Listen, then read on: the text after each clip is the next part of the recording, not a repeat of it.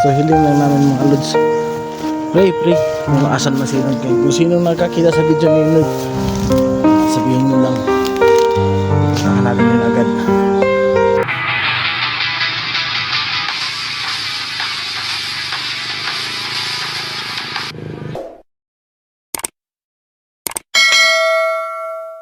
Isang mapapalang araw sa inyong lahat mga lods. So yan, so pasensya na kayo mga lods. No, hindi ako nakadala ng cellphone nung hinahanap ko si Inod. Ginagamit kasi ng asawa ko. Mga par, 4 days na tayo naghahanap kay Inod. So sana makita natin siya. Hindi natin alam kung saan siya nagpunta. Na ano natin, may nakalaban siya mga tauhan ni ano yun, may tuman yun. Kaya sino nga yung kalaban niya. So yan, hindi natin alam. So mga lods, hindi natin alam kung asan siya ngayon. Hanapin na lang natin. So yan, tumulong na rin si Dodogo naghanap, no? Si Rusty tsaka si GBL, hindi ko pa sila makontak. So baka naghanap na sila. So mga lods, so yan, samahan niyo pa rin ako sa sa explore ko ngayon, sa paghahanap ko kay Inod. Yan, tara, let's go. Hindi natin tatagalin, baka hindi natin siya maabutan kung saan man siya naroon. Tara.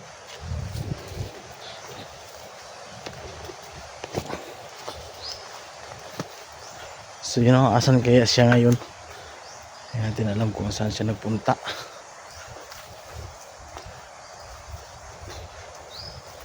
Nakarating na ako dito sa may hindi natin alam kung anong kalagayan niya ngayon. Ba't kasi pabigla-bigla siyang umalis. Bigla siyang umalis na hindi man lang nag-contact sa amin, no? Hindi sinasabi sa amin na pinaalis na pala siya ng may-ari ng bahay, yung boarding house niya. So sana man lang nalaman namin, sana man lang na namin siya, napatira namin sa bahay. Sa amin mga lods, walang problema sa amin pag doon siya tumira. Libre siya doon lahat. Hindi naman tutol yung asawa ko. Okay lang naman sa kanya kasi alam naman niya na walang tirahan si Kulot. Kulot kasi yung tawag niya kay Inod. Kasi yung buhok niya makulot. Yun ang tawag ng asawa ko sa kanya, Kulot. So okay lang din sa kanya na doon tumira, pansamantala. So sana mga lods, makita natin siya para naman mauwi na, para pakain natin yun. Baka wala pang kain yun, ilang araw na, saan kaya siya kumukuha ng pagkain. Kaya nakita ko sa video na, yung unang video niya, nakita ko na kinain niya kape, yun, kape, tapos saka siya ng siya sa puno. So kawawa, sobrang kawawa. So sana makita natin sana, para naman malagaan po natin yung kasama natin. Kawawa. So hiling lang namin mga lods, pray kung asan masinod kayo. Kung sino nakakita sa video ni Lord, sabihin nyo lang, pupuntahan natin yun agad.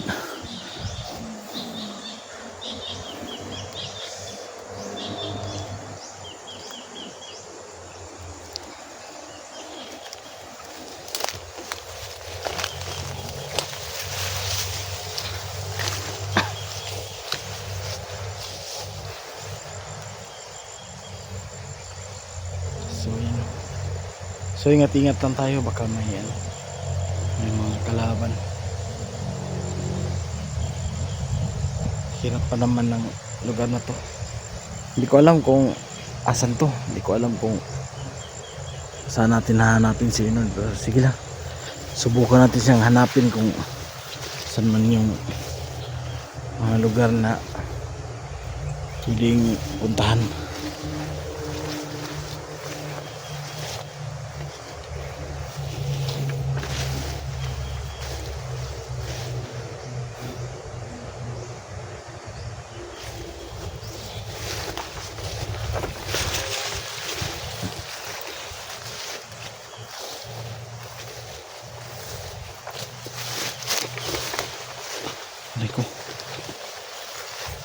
Saan na ngayon itong lugar na to?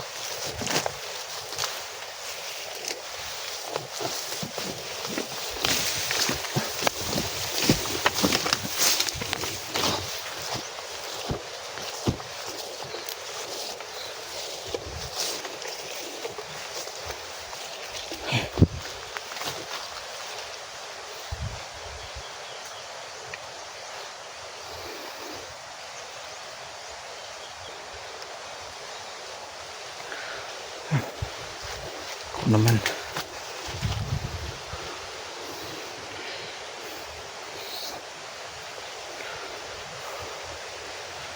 Tahimik naman dito. Sobrang init pa.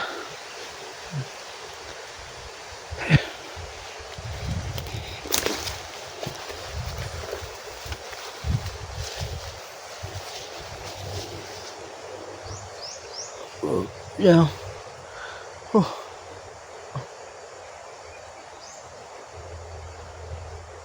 Ang inano ko lang talaga mga lods, bigla siyang nagdesisyon na pumunta sa bundok. Nung mapapala niya dun, wala. Hindi natin alam kung napahamak na ba siya. Sana naman walang mangyari sa kanya. Kasi siya sa amin, hindi siya nag-coordinate sa amin na pinalayas na pala siya ng may-ari ng boarding house. Hindi kasi raw siya nakabayad. Yan ang namang ibabayad doon. Wala naman naman. Hira yun.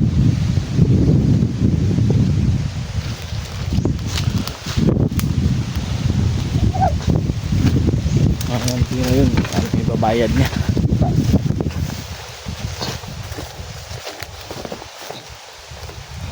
Saan na ba to?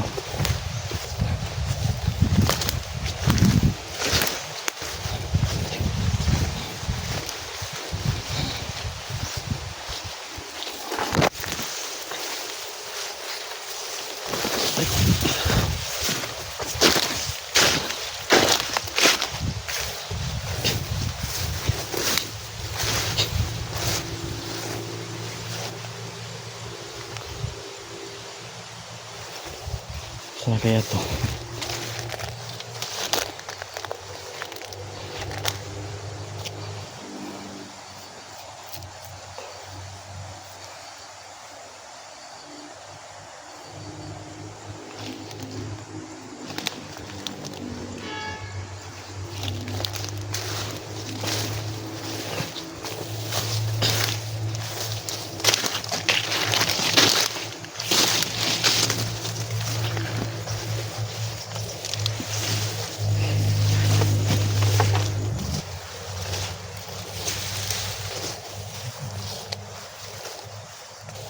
Balik-balik tayo sa bundok mga lods.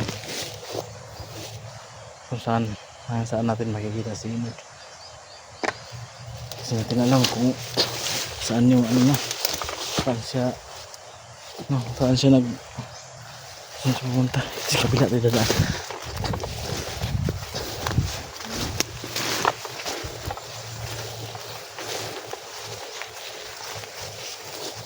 Hindi ko alam kung saan siya nagpunta, sa bundok ba. Hindi ko nakita natin sa ano niya, sa mga videos na nasa bundok siya. So sana walang masamang nangyari sa kanya.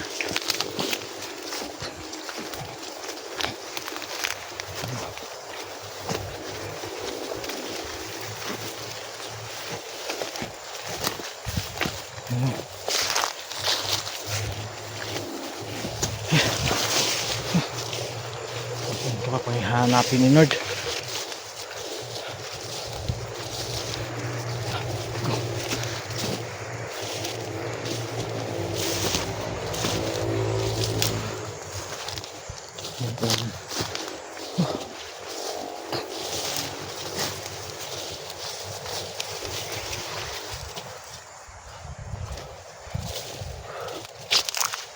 Yan. May ano dito mga lods, may daanan.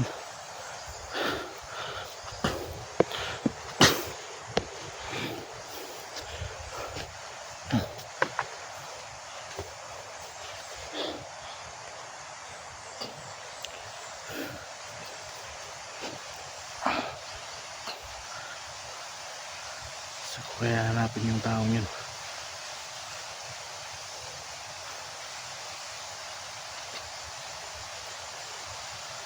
Kinuha na yung mga bandido.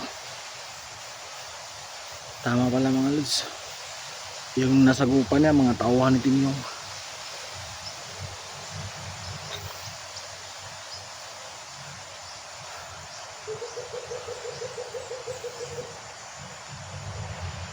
Ayan, shoutout kay shoutout kay Mami Bibot. Kumusta na? Shoutout sa inyo. Ma'am si Pinabalis, kumusta po kayo ma'am? Kay Ma'am Gloria Camugliami, Nay, kumusta ka na Nay? Ayan, kay kay asa Team Tambayan, ano ba yun? Tambayan, sa mga vlogger, shoutout sa inyong lahat. Sa mga followers na solid supporters, shoutout sa inyong lahat. Kay Nanay Idna, ayan, Japana, Nanay Idna Japana, so shoutout sa iyo Nay. Kay Seifa, shoutout sa iyo. Shoutout din sa iyo yung tumawag sa akin nung Saturday ng gabi. Saturday ba yun? Yung Friday ng gabi yata yung tumawag, kalimutan ko. So shoutout sa iyo, hindi ko siya kilala, pero tumawag na lang siya bigla, humingi siya ng tulong. Kundi dahil sa kanya mga mga lods, na hindi ko malalaman na pinaalis si Inord ng niya. Hindi ko malalaman na pinaalis si Inord sa boarding house niya. Bigla lang kasi may tumawag sa akin, isang babae, umiiyak. Sabi kasi niya, si Inord daw pinalayas ng matanda. So nabigla ako mga lods, hindi ko kasi inakala na palalayasin si Inord. Okay naman yung punta namin doon, okay naman yung trato sa kanya nung matanda, nung may-ari. Kaso hindi natin alam na 4 na buwan na palang bitay yung boarding house niya, hindi na babayaran. Hindi naman siya nagsabi sa amin. Kung nagsabi pa siya sa amin, kahit 1 buwan mabayaran namin, pagchichipin na namin yun. Kami yung mga kasama, kami na Rusty, nila GBL. So yan o, wala din kami, pero pipilitin namin matugunan yung na kulang. Kasagaran na kasi nadala namin sa kanya, sabon, yan naman, konting bigas. Yan kasi yung nagtira sa sildo namin, konti. Hindi naman permanente yung trabaho namin. So kahit konti man lang, may naitulong tayo kay Inord. So di naman siya nagsabi na hindi pa pala siya nakabayad ng boarding house niya. So yan, so tara, nakarelax na tayo ng konti. So tara, hanap naman tayo.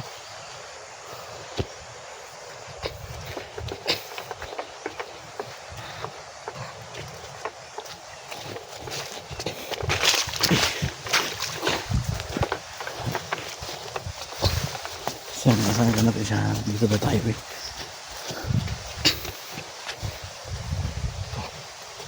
Dito tayo sa ay sa na to, parang may ito, agusa na para sapa yung sa dyan.